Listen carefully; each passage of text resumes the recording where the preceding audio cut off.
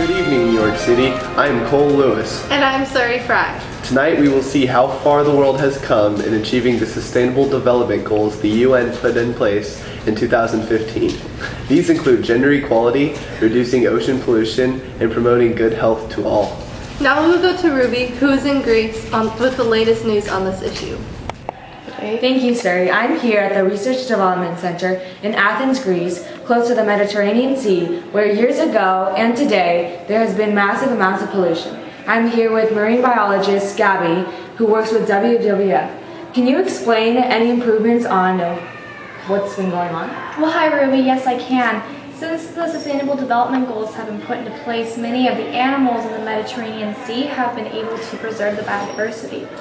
However, just a few months ago, we had the monk population go extinct. Can you elaborate more on why they went extinct? Well, actually, yes. Due to the deterioration of their environment and industrial fishing, many of the populations of fish have been going extinct as well. Wow. Are there any other major factors that have been causing this?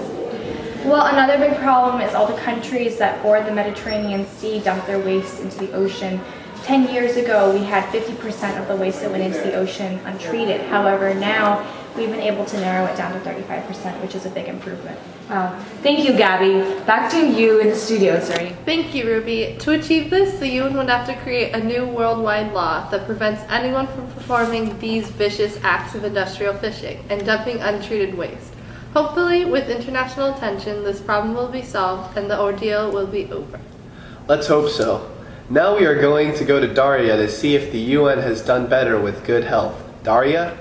Thank you, Cole. I am here in the Central African Republic where in 2015 there were large amounts of diseases and not enough doctors who could help. That's where the UN came into play. In 2025, there were enough doctors who were able to go around the world and give out vaccinations, including here, and many of them included curing the whooping cough and HPV. With me here, I have Jennifer, a specialist on the subject. Hi Daria, in 2025, doctors did bring vaccinations for whooping cough and HPV to this area. But now they are even planning to bring the vaccination for malaria in the next year or so. How has malaria affected this area? Malaria has heavily affected the Central African Republic by killing many of its citizens.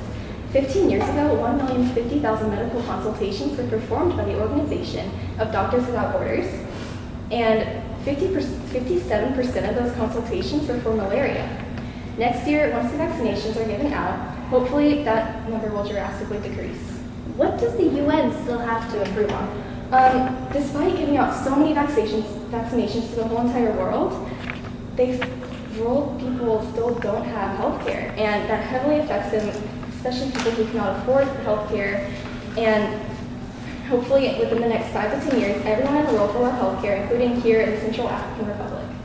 Thank you. Thank you. Jennifer. Now we are going to go to a woman, Isa, who's had a personal experience with this deprivation of healthcare. Isa, how has this deprivation affected you and your family? Well, my family and I had encountered so many diseases and several leg injuries that could have been easily treated by any healthcare. A few years ago, one of my family members had died from a severe leg injury. We did not have any money to take him to the hospital, so he died from an infection in the wound. If we had that healthcare, he would have been saved. I'm sorry to hear that. Well, hopefully we will see this problem fixed within the next few years. Back to you, Cole. Thank you, Daria. 15 years ago, the country of Saudi Arabia was far from being gender equal. Let's go to the story of a Saudi Arabian woman who has personally experienced this inequality. This story is presented by Ruby. In 2015, women in Saudi Arabia were not allowed to drive, swim, or interact with the opposite gender. At the time, however, women were finally awarded the privilege to vote in the local elections. In most Western countries, these luxuries are often taken for granted. In Saudi Arabia, 15 years later, women are finally allowed to drive. The woman we spoke to, named Aminia, was one of the first female drivers in Saudi Arabia. Here she is now. از این سال نو من میتونستم رانندگی بکنم ولی من نمیتونم رانندگی کنم فقط من.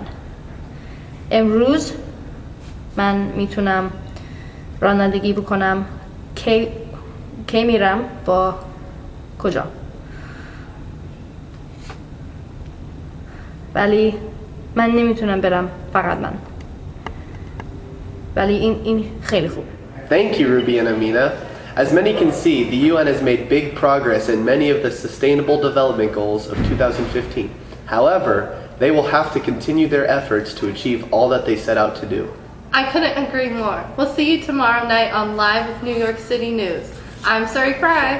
And I'm Cole Lewis. Have a great night, New York.